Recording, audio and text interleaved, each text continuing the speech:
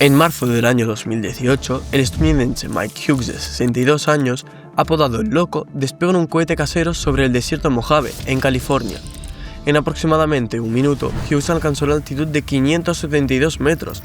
Todo terminó bien, aterrizó de nuevo vivo y contento, evitó lesiones graves y declaró a los periodistas que las pruebas habían sido un éxito. 2 años después, Hughes no tuvo la misma suerte. En febrero del año 2020, se estrelló cerca de la ciudad de California de Barstow, durante el lanzamiento de otro cohete casero. El paracaídas que el loco pensaba usar se desprendió del cohete al despegar.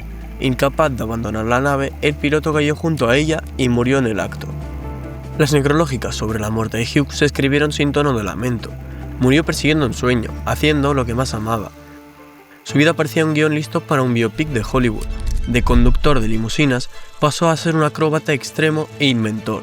Batió récords, anunció su intención de postularse como gobernador de California y creía que en algún día podría lanzarse al espacio. Lo llamaban soñador, visionario y, por supuesto, un loco.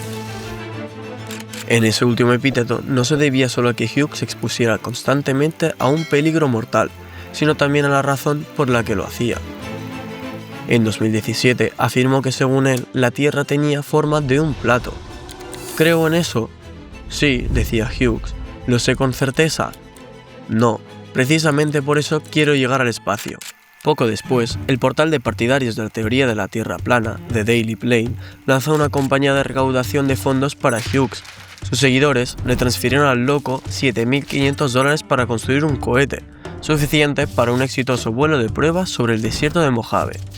Hughes consideró esa experiencia como un entrenamiento, y en el futuro planeaba elevarse varios kilómetros en un globo aerostático, y desde allí lanzar un cohete. Con él alcanzaría un punto desde que la forma de la Tierra ya no dejaría lugar a dudas. Tras la muerte de Hughes, sus compañeros afirmaron que en realidad no creía en la Tierra plana, y que solo utilizaba la teoría de conspiración para financiar sus aventuras. Si eso es cierto o no, nunca lo sabremos. Muchos partidarios del culto de la Tierra plana simplemente se alegraban de que Hughes hubiera atraído la atención de los medios. Anticipaban un cambio de paradigma. Creían que pronto el público descubriría que había sido engañado todo ese tiempo, que la gente aprendería a pensar críticamente y se daría cuenta de que vivir en una esfera era imposible. El plan no funcionó, y 5 años y medio después de la muerte de Hughes, los conspiradores terraplanistas aún no han irrumpido en el mainstream. Sin embargo, existe desde hace más de medio siglo una comunidad activa y numerosa que sigue esta teoría completamente absurda. Como su fundador, se suele considerar a un tal Charles Kenneth Johnson. En realidad, la sociedad de la Tierra plana fue creada en los años 50 por un amigo de Johnson, Samuel Shelton. Sin embargo, tras la muerte de Shelton en los años 70, fue Johnson quien sacó a los conspirólogos de la clandestinidad. Bajo su dirección, la sociedad pasó de ser un pequeño círculo a convertirse en una organización con varios miles de miembros activos. Principalmente, Johnson se dedicaba a acusar a los científicos de formar parte de una conspiración global. Según él, fueron ellos quienes inculcaron a la gente de que la Tierra es un elipsoide.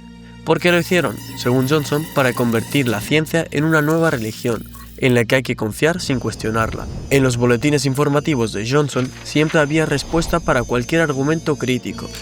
Llamaba a los amaneceres y atardeceres ilusiones ópticas.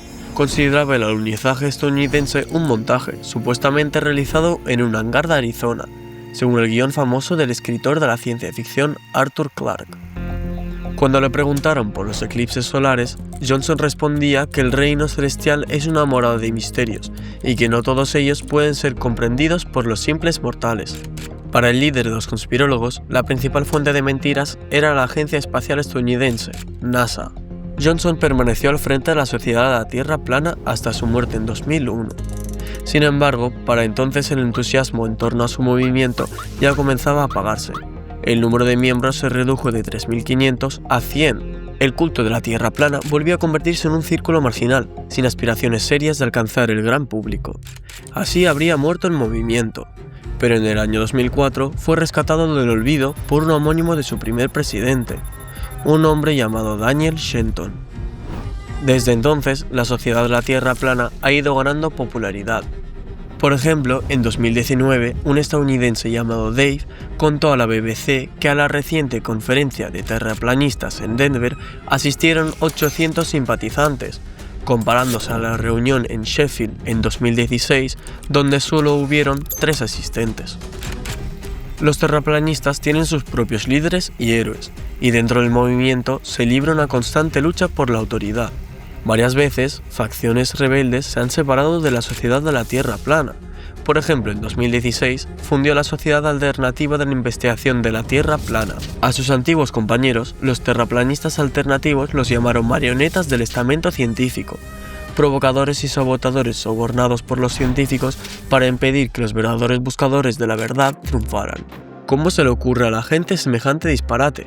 Muchos pensarán en la Edad Media, pero no, la teoría de la Tierra plana apareció en el ámbito público a mediados del siglo XIX, en 1865.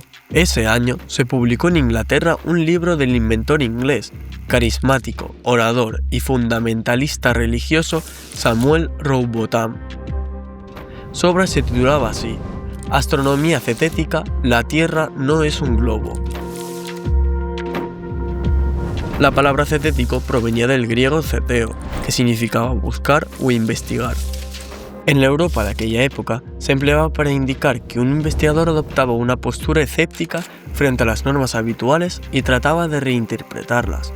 Eso era precisamente lo que hacía Rowbotham. Afirmaba que la Tierra tenía en realidad forma de disco con el polo norte en el centro. En su versión, la Antártida era una muralla de hielo que rodeaba todo el perímetro de ese disco. Rowbotham insistía en que el Sol, las demás estrellas y la Luna se encontraban a menos de 1000 kilómetros de la Tierra, y que en cuanto a tamaño eran mucho más pequeños que nuestro planeta. Le gustaba contar que una vez se colocó un extremo en un canal de 10 kilómetros y pudo ver claramente un barco en el otro extremo. ¿Cómo habría podido hacerlo si la superficie de la Tierra se curvaba? Jaque mate, astrónomos. Los tiempos aún eran bastante salvajes, y las ideas de Rowbotham se hicieron muy populares. Tras su muerte, en 1884, sus seguidores fundaron la Sociedad Cetética Universal. Se burlaban de la astronomía y de la teoría darwiniana de la evolución, y a veces proponían versiones alternativas, por ejemplo, que la Tierra no era un disco, sino que un cubo. Las ideas de Rowbotham llegaron a Estados Unidos, donde acabaron echando raíces. Sorprendentemente, los habitantes del ilustrado siglo XIX resultaron en ese sentido ser más atrasados que sus lejanos antepasados. La idea de que la Tierra no era plana ya existía como mínimo desde el siglo VI a.C. Fue entonces cuando antiguos filósofos matemáticos y astrónomos de la antigüedad comenzaron a defender activamente la teoría de que nuestro planeta tiene forma esférica. A favor de ese postulado se escribían varios argumentos. Se señalaba que en el sur se ven estrellas que no se pueden observarse en el norte, y que la sombra de la Tierra sobre la Luna durante un eclipse siempre es redonda. Aristóteles llamaba la atención sobre que incluso un pequeño desplazamiento del observador bastaba para que el cielo estrellado sobre su cabeza cambie visiblemente. De ello, el gran filósofo concluía que la Tierra no solo tiene una forma esférica, sino que tampoco es muy grande, en términos del universo, claro. Desde ese entonces, casi ningún pensador antiguo dudó de la esferidad del planeta. En el siglo II a.C. apareció el primer globo terráqueo, lo que no hizo más que reforzar estas ideas. Pero esos eran los griegos y romanos, desarrollados e ilustrados. ¿Y los pelos barbos de la Edad Media? ¿Acaso creían que la Tierra era un disco? En realidad no. Habían opiniones de todo tipo. El mito de que los medievales creían de manera generalizada en la Tierra plana es precisamente eso, un mito, que surgió mucho más tarde, a principios del siglo XIX, y a quien se lo debemos es al escritor estadounidense Washington Irving, autor de la leyenda Sleepy Hollow. Él incluyó en la biografía de Cristóbal Colón un episodio en el que el gran navegante era atacado por los jerarcas católicos. Según Irving, el clero había acusado a Colón de herejía por atreverse a afirmar que la Tierra era redonda. En realidad, no hubo ningún conflicto entre Colón y la Iglesia, y ésta nunca sostuvo que la Tierra fuera plana. La Biblia no dice nada concreto sobre la forma de la Tierra. Hay un par de frases que podrían interpretarse así, pero solo si se leen de manera extremadamente literal. La cuestión era otra. Washington Irving, como la mayoría de sus compatriotas protestantes, solía retratar a los católicos como atrasados, reaccionarios y supersticiosos. Pero si Aristóteles había demostrado que la Tierra es esférica, ¿por qué hay quienes todavía que creen que es plana? Para algunos, esa convicción es una consecuencia lógica en su fe en Dios. Estos terraplanistas critican la ciencia en general, como un método para conocer el mundo. y niegan a la mayoría de los conocimientos científicos establecidos, desde la teoría de la evolución hasta por supuesto la forma de la Tierra. Un seguidor de la Tierra plana resumió sus críticas de la astronomía oficial así: los científicos inventaron el Big Bang para no reconocer que Dios lo creó todo. La historia de la evolución la cuentan para convencerte que para Dios los monos eran más importantes que tú, y la Tierra redonda la inventaron porque Dios no puede estar a la vez encima y debajo de ti. Rebatir esa postura resulta difícil. Cualquier conocimiento asentado es tachado por los terraplanistas religiosos como un dogma totalitario, y ellos se ven a sí mismos como héroes rebeldes, modernos Galileos. Hoy en día, para que una teoría se difunda, basta con unos cuantos tweets y un par de vídeos en YouTube. En 2019, un grupo de científicos de la Universidad Tecnológica de Texas entrevistó a 30 seguidores de la teoría de la Tierra plana. Resultó que 29 de ellos hasta hacía poco creían que el planeta tenía forma esférica, pero cambiaron de opinión después de ver vídeos en redes sociales. Algunos los habían visto para reírse de los conspiracionistas, pero en lugar de eso, terminaron adoptando sus ideas. Por extraño que parezca, en la última década, miles de personas han llegado a creer que la Tierra es plana. Entre los terraplanistas también hay celebridades. Por ejemplo, el rapero modernamente popular Robbie Ray Simmons Jr., conocido como B.O.B. En 2017 anunció que recaudaba $200.000 para lanzar su propio satélite. El satélite serviría para ver la Tierra desde el espacio con sus propios ojos, sin depender de los científicos traicioneros ni los astronautas sobornados por el gobierno de la NASA. Poco después, el rapero elevó la cifra de la recaudación hasta $1 millón para cubrir todos los gastos. Y ahí se estancó su campaña para desenmascarar la conspiración científica.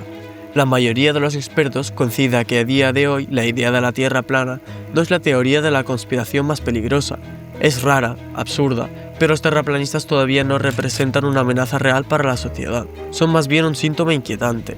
En el mundo moderno hay tanta información que la persona media ya no está realmente segura de nada, ni siquiera si por casualidad la Tierra no está sostenida por 3 elefantes que a su vez descansan sobre el lomo de una gigantesca tortuga.